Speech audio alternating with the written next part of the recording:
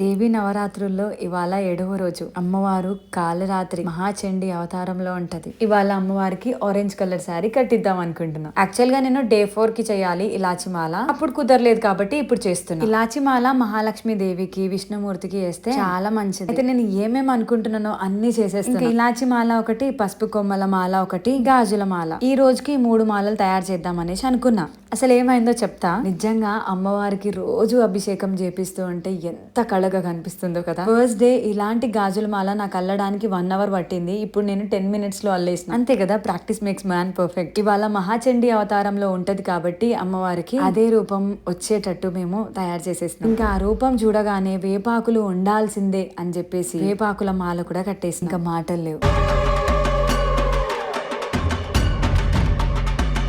Video నచ్చితే ఓం శ్రీ మహాచండి అని comment పెట్టండి.